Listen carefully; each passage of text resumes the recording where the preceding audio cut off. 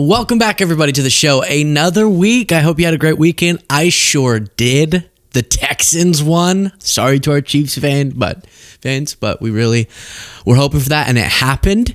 And we're going to start today with this clip that you're seeing on screen and the audio, which is more interesting, and then Trump's latest cabinet meeting that got a little bit out of control. So first, this hot mic moment. You know how right after they're done with the press being in the room, they go, get out, press. And it takes a while for the press to turn off their cameras. So because they're trying to rush them out so quickly, a lot of them just carry the camera while they're walking out before turning it off. Maybe on purpose, I don't know. And sometimes it catches interesting moments like this, where you can just hear Trump ranting. And I'll give you what it's believed to be that he's ranting about, but I found this fascinating. Hey, Jeff, you know I cannot appoint anybody. I can't appoint anybody. Everybody I've appointed, their time has expired. And then there is a fall. And then we're losing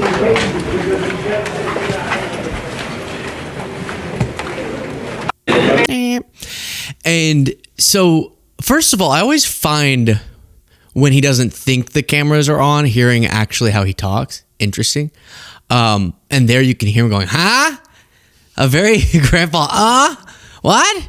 No, I can't appoint anyone. And what he's referencing, I believe, and others are interpreting, and Rupar says Trump can be heard yelling about blue slips on a hot mic as the press is shepherded out of the press event.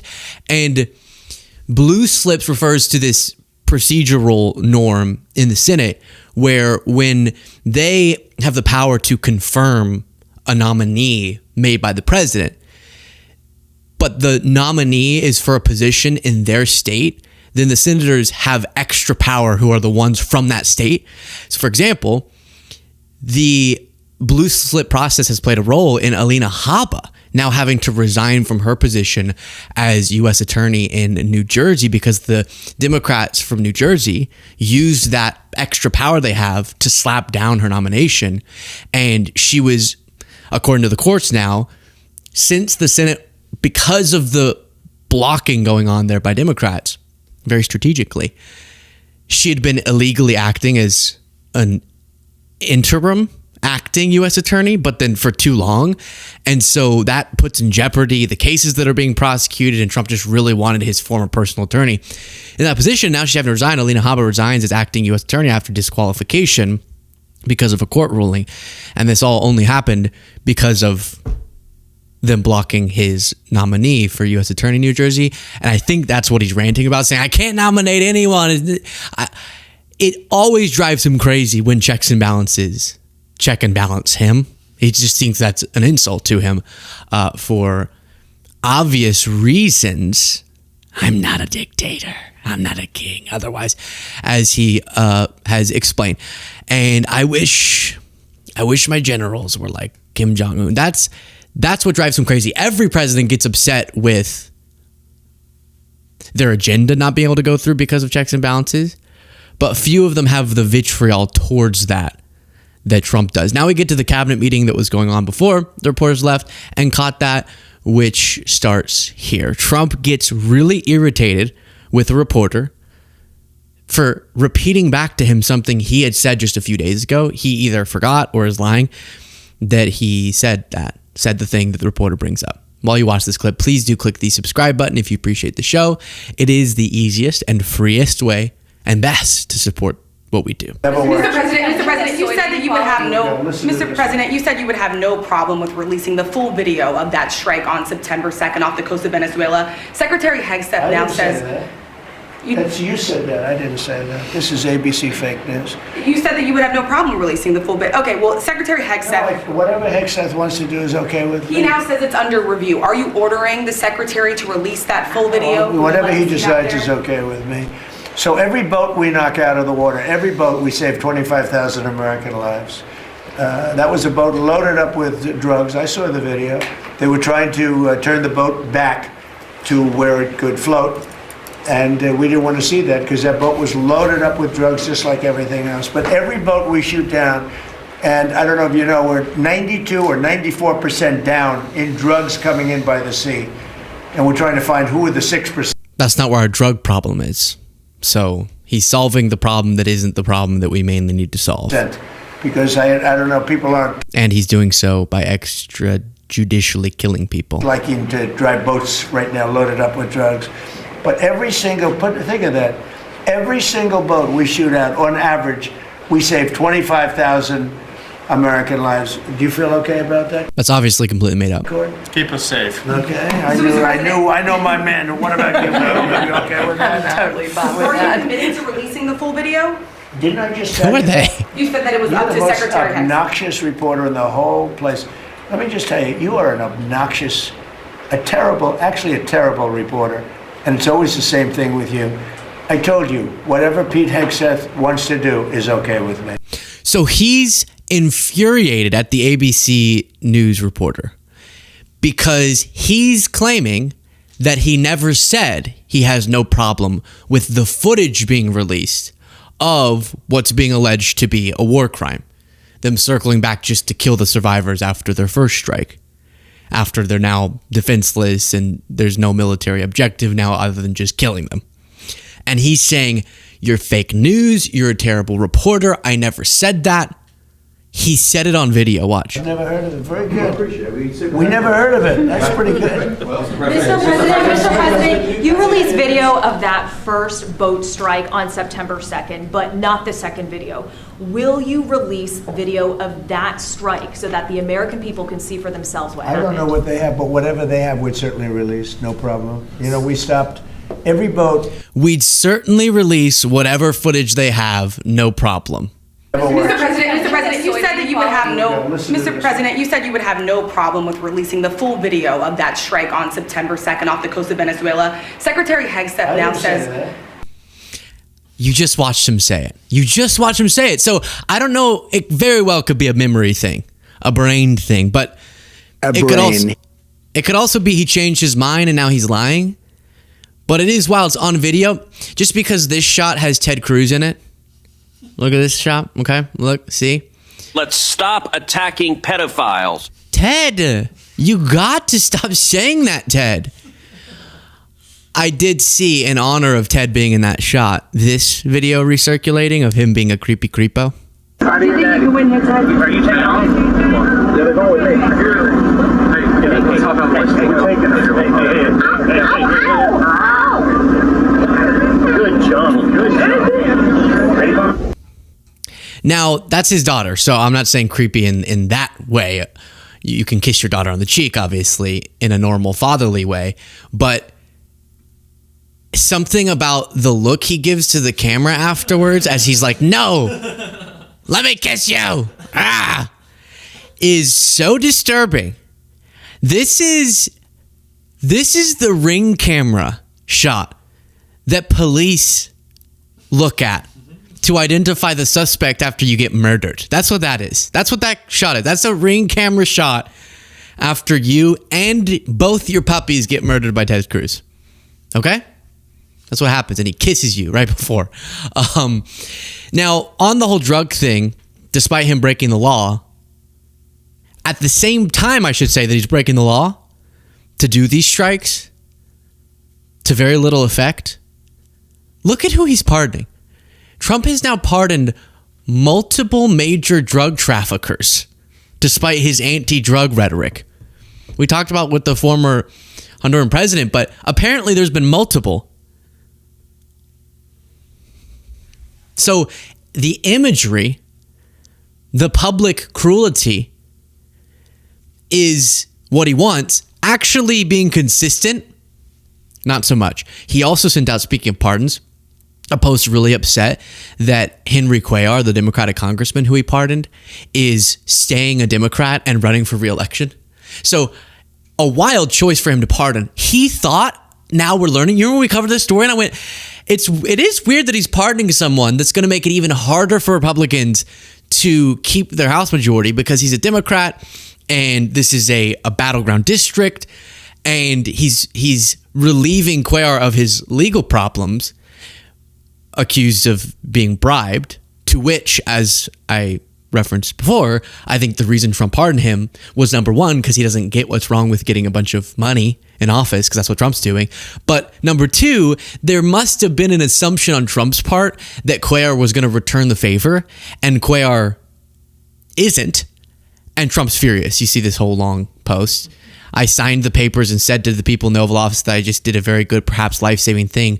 God was very happy with me that day. Then it happened. Only a short time after signing the pardon, Congressman Henry Cuellar announced that he will be running for Congress again in the great state of Texas, a state where I won as a Democrat, continuing to work with the same radical left scum that just weeks before wanted him and his wife to spend the rest of their lives in prison, and probably still do. Such a lack of loyalty, something that Texas voters and Henry's daughters will not like.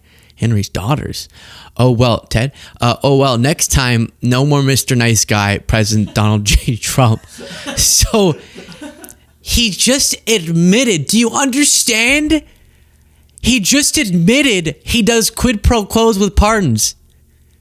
He just admitted that in his mind, it is a betrayal of an implicit agreement with Cuellar that was, I give you a pardon, you give me political loyalty.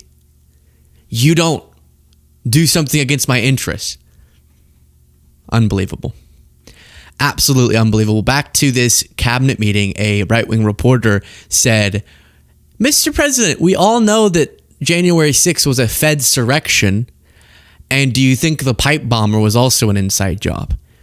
Just remember, that's obviously evidentially ludicrous, but also, if the federal government was involved in doing January 6th or doing the pipe bomb, whatever that means, Trump was the federal government at that time. So they never square that. They think it was a deep state plot within Trump's government against him with no evidence, but even narratively doesn't track. Everybody's talking about the pipe bomber over the weekend, the suspect that was taken into custody. I reported on Biden's kangaroo court for 4 years. And this is an important question to me. Everyone knows that J6 was a Fedsurrection to set you and your supporters up. So my question is, what's your gut instinct about the new pipe bomber suspect taken into custody? Does your instinct tell you that he acted alone? And also, Mr. President, how do you feel about the lead prosecutor on the pipe bomber case? Jocelyn Ballantine is the same prosecutor that allegedly asked the J6er to lie to frame you for J6 when you did nothing wrong. What are your thoughts? Well, thank you. I really appreciate that question. It's sort of a statement, and I appreciate it very much. Jocelyn is being looked at. They all have to be looked at. What they're doing is so bad. This was a whole Democrat hoax. The whole thing was a Democrat hoax, and it's all being looked at. I appreciate that. Incoherent, but just to these are the reporters that are replacing mainstream media reporters, or reporters like that. This is a very important question to my heart, and we all know that it was a Fedsurrection and that it was a setup to make you and your supporters look bad. I know we've come back to this a lot of times, but let me just one more time say, what on earth does that even mean? Are you saying that all the people who went to prison, surely you're not saying they were the feds or they were Antifa, so they were real Trump supporters, okay. And when they said the reason they stormed the Capitol, many of them, was because Trump, not explicitly, but told them to through lying about the election, and that you're arguing some Nancy Pelosi FBI plot coerced them by someone next to them going, we're going to storm the Capitol. And they just couldn't control themselves, because when someone says, let's go storm the Capitol, it's like you're no longer responsible for your own actions, and then you're coerced by Antifa or the FBI. It doesn't make any sense. You are a person, and you don't have to go beat up police officers, even if all their conspiracies about who was in the crowd, which are wrong, but even if they were right about those things, what? You're still responsible for your actions. I mean, you could have, of course, you could have a Fed tell me, let's go do it, and I would say no. But let's go beyond that. You could have Timothy Chalamet come up next to me and go, let's go storm the Capitol. And then you could storm my Capitol. And I would still say no. I'd still say no. So please, you're an adult. I thought of that like 30 seconds ago, and I was really excited to share it. Let's storm the Capitol, and then you can storm my Capitol. Yes! Finally! Thank you, Cole. Okay, then you have this. Madam Secretary. Thank you to the greatest boss in the world for a long time now. It's just an honor to be here. I'm going to keep my comments very short. It's the cringiest cabinet meetings in American history. Greatest boss in the world. Then they brought in some farmer to say this. Story at night, putting him to bed, and he said, Daddy, I don't want Santa Claus to come to our house for Christmas. I want President Trump. So, there is a...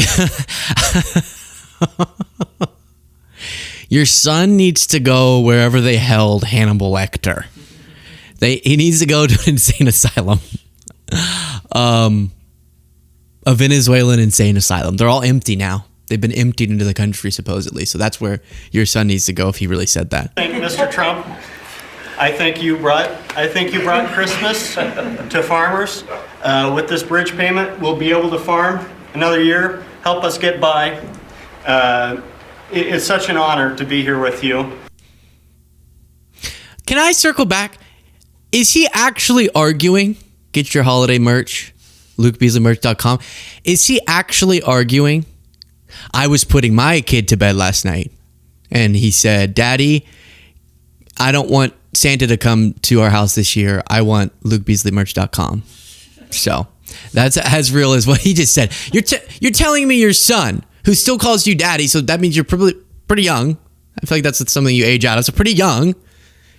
A young child said to you, I want Trump to come down the chimney instead of Santa. Where's my cookies? Well, then he has a bad problem. I'm sorry. So the reason the farmer was there was because Trump is doing a farmer bailout. That's great. We want to help the farmers. I'm happy that farmer's getting help and his son is so happy about it. Farmers getting $12 billion bailout from Trump after trade war pain. And you see it in the title there. What's the only reason they need a bailout? Because of the effects of Trump's trade war. So it's a little strange to be like, you are our savior, Trump. He's saving you from himself, from his own actions. And it won't systemically make up for the problems that he's caused for farmers. Trump also thinks that lawnmowers are getting so complex with all the green energy, green news scam nonsense that now you need a really high IQ to turn them on. Much like computers, we've learned with Trump. Farming equipment has gotten too expensive. And a lot of the reason is because they put these environmental excesses on the equipment, which don't do a damn thing except make it complicated, make it impractical. And you really have to be, in many cases, you need about 185 IQ to turn on a lawnmower now. So we're going to... When was the last time Trump saw a lawnmower? Closer than 100 yards away. When was the last time he's even touched a lawnmower? You don't know how hard it is. It's so easy to turn on a lawnmower. I mean, sometimes it's not because it won't start, but what you should do to turn it on, I mean, unless there's more complicated ones now. I also haven't touched a lawnmower in a while. Okay, if I'm going to be honest, I don't have much grass around my house, but I remember my chore growing up was lawn mowing, and you just did that. That's it. I think we could teach non-human mammals to do that. You know how Trump is failing to get Letitia James prosecuted? We talked about how that was grand jury refused to indict. And he's accusing her of mortgage fraud. He, or the prosecutors he's putting in place to do so. And you have a new report out saying Trump allegedly committed the exact same mortgage fraud he's accusing Letitia James of. It just keeps these political retribution cases just keep falling flat. It really, our greatest shield against Trump's authoritarianism is Trump's incompetence, or the people around him, their incompetence. Then on vaccines, you have this. The childhood vaccine schedule possibly to match what is on par with peer nations in Europe. Would you support ending federal mandates and just making those recommendations for schools? You're going to have to say it again. As far as the vaccine Louder. As far as the vaccine schedule Louder. for children, would you Louder. Mr. Buttlicker. Why are you screaming? The Office. Mr. Buttlicker. It's great. Great scene. support ending the federal mandates and making it optional for schools? Well, we're looking at a lot of things having to do with vaccines and with the different. I think we take like 88 different shots, all wrapped up in one big glass of stuff like that, and we're going to be reducing it very substantially. Do you support the Paramount? Okay, he doesn't know what he's talking about. We've reviewed that before. He thinks that little babies are getting enough shots that would go into a horse. He repeats that a lot. And then they're never the same, is what he argued in that phone call to RFK Jr. But as much as it's ridiculous to see him clearly not hear the question and all he heard was vaccines, and so he said, well, we're doing a lot of things on vaccines. It's not funny, the effect of this. You had a timepiece. For the first time in 25 years, child mortality rates for preventable diseases are projected to increase after having declined for 25 years. And it's because of medical misinformation, like what Trump spews, RFK Jr., of course. And then anytime there's a right-wing trend that's getting people clicks, like the sun rises in the morning from the direction that it rises from, y'all know, then Tucker is going to jump on that bandwagon, whether he believes it or not. And that's what he's doing. He brought on some guests to say they won't let us ask questions about how vaccines might actually be a demonic ritual. You probably think I'm kidding. This was the caption: ritual piercing of the body, the shedding of blood, the promise of salvation. John Leakey. John Leakey explains the religion of vaccines and why its adherents are dangerous. The ritual pierce. Who gets shots? Or who advocates for shots? Because there's is he alleging like some satanic, the piercing of the skin to get the blood is what Satan wants to see. And John Leakey's going to tell us about it. Thank you, John, for doing this. All through the COVID experience, tragedy, I had this kind of recurring question in my mind, which no one's ever answered. And I think that you have gotten to the answer or close to the answer. I can answer it. He always does. No one ever answers. I'll answer it. I don't know what it is yet, but I'll answer it. Watch. And the question is this: why were public health authorities in the United States and acting in concert with the media so intent on discouraging Americans from treating COVID? All right, that's an easy one. They weren't. They weren't done. To expand on that, what you're referring to is they were encouraging people not to just wing it and do whatever treatment Rogan was suggesting or something. Just make sure you're being safe. And then they had a very long list of ways you could treat it. There was this persistent and very aggressive and at times really vicious campaign to get people to stop thinking about how to treat this illness, which we were told was going to wipe out a huge percentage of humanity, and just to accept the vax. But no treatment at all, because that's fish tank cleaner, it's horse tranquilizer. What was that? And I'm going to stand back and let you tell the story. Okay. What was that? He sells "What Was That" merch because he says that so often. What was that? They told us it was going to kill like a bunch of people. Ha, losers. It didn't really. Yeah, it did. Over 1 million people died in the country over just a couple of years. That's a lot. That's a lot of people.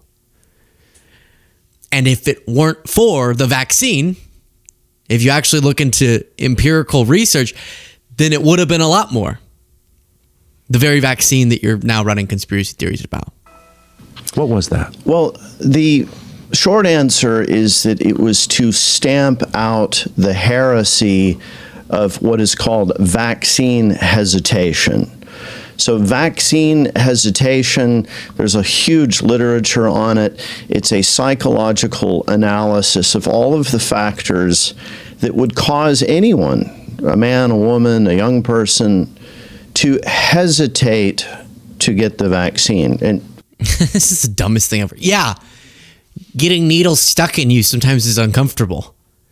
So of course people are going to have to be convinced when something's being injected, the safety and the efficacy.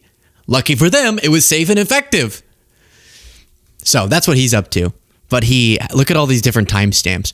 Vaccine worship, tyrannical humiliation rituals. You know something about that, Tucker. Let's see that one. Let's see. Oh, wait. It didn't work. Okay, you could probably imagine. Speaking of Tucker, he's living it up in Qatar right now.